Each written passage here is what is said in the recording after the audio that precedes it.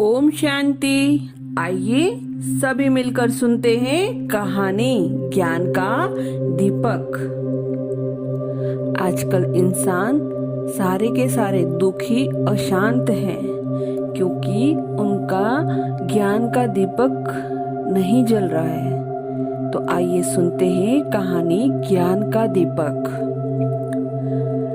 काशी के गंगा तट पर संत का आश्रम था। एक दिन उनके एक शिष्य ने पूछा, गुरुवर, शिक्षा का निचोड़ क्या है? संत ने मुस्कुराकर कहा, एक दिन खुद ब खुद जान जाओगे। बात आई और गई। कुछ समय बाद एक रात संत ने उस शिष्य से कहा, वत्स, इस पुस्तक को मेरे कमरे में तख्त पर रख दो।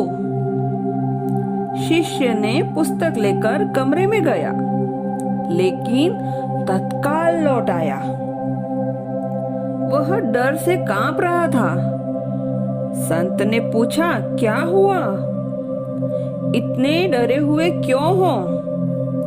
शिष्य ने कहा, गुरुवर, कमरे में सांप है।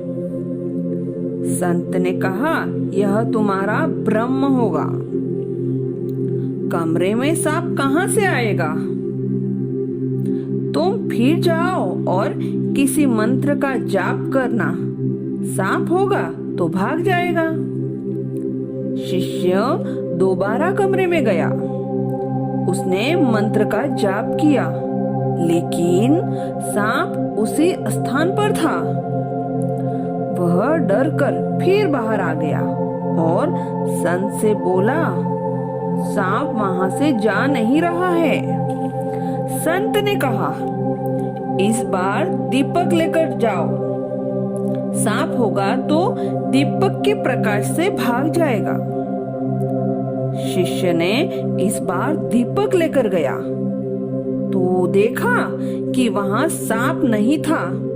सांप की जगह एक रस्सी लटकी हुई थी।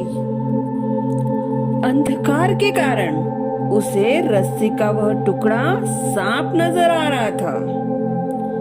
बाहर आकर शिष्य ने कहा, गुरुवर, वह सांप नहीं, रस्सी का टुकड़ा है। अंधकार में मैंने उसे सांप समझ लिया था। संत ने कहा, वत्स, इसी को ब्रह्म कहते हैं। संसार गहन ब्रह्म जाल में जकड़ा हुआ है। ज्ञान के प्रकाश से ही इस भ्रम को मिटाया जा सकता है, लेकिन अज्ञानता के कारण हम बहुत सारे ब्रह्म जाल पाल लेते हैं और आंतरिक दीपक के अभाव में उसे दूर नहीं कर पाते। यह आंतरिक दीपक का प्रकाश संतों और ज्ञानियों के सत्संग से ही मिलता है।